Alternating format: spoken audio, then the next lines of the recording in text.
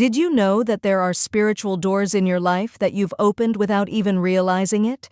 These doors are allowing evil to enter and destroy your peace, your finances, your relationships, and even your health. As an ex-Satanist, I know exactly how this happens because I myself helped open these doors in many people. Today, I will reveal what you need to close before it's too late. I spent years training in the darkness, identifying these doors and forcing them open so that the forces of evil could act. Now, as someone who has been set free from those practices, my mission is to warn you about these invisible spiritual doors and teach you how to close them once and for all. If you're here, it's because there's something in your life that needs to change. You're about to discover how these doors can be closed and how you can live a life protected from evil. Door 1. Unrepented sin. Unrepented sin is not just a mistake. It is an open door for demons. In Kumasi, there was a young man addicted to gambling. Every time he lost, he would rage, cursing himself and his life. What he didn't know is that the sin of anger and addiction didn't just destroy him financially. It also opened doors for demons of misery and failure. Every time he repented for something, more doors would open, until destruction seemed inevitable. Sin creates a legal access for demons. Without repentance, prayers go unheard because the legality of sin persists. Dr. 2. Cursed objects. Objects can be spiritual portals. When you accept or buy something with a negative spiritual history, you're bringing evil into your life. I remember a businessman who bought an ancient mask to decorate his office. What he didn't know was that this mask had already been used in occult rituals. A few months later, he lost everything. His business caught fire twice, and with that, his wife left him.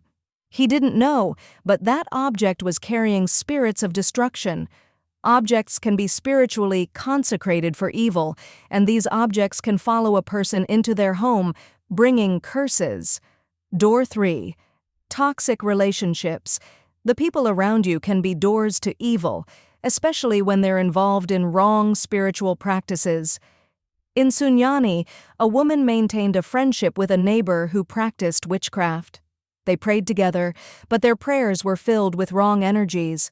The woman started losing her health, her marriage fell apart, and her children became rebellious.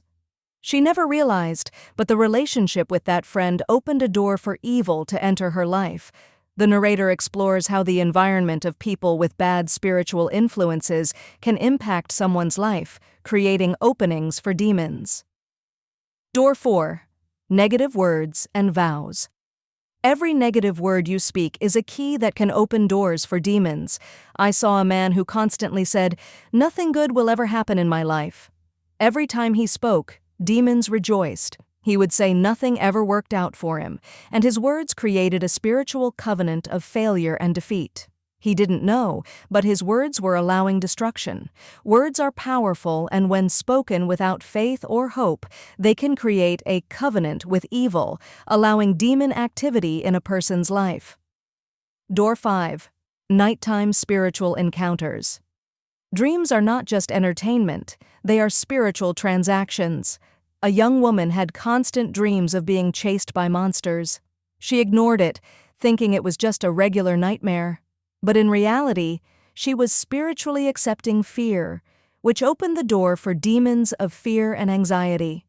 Her life started falling apart, and she developed high blood pressure. She didn't know, but she was allowing fear to take over. Nighttime spiritual encounters, like dreams and visions, can be portals through which demons enter, especially when there is no prayer or spiritual protection. Now, let me tell you the good news.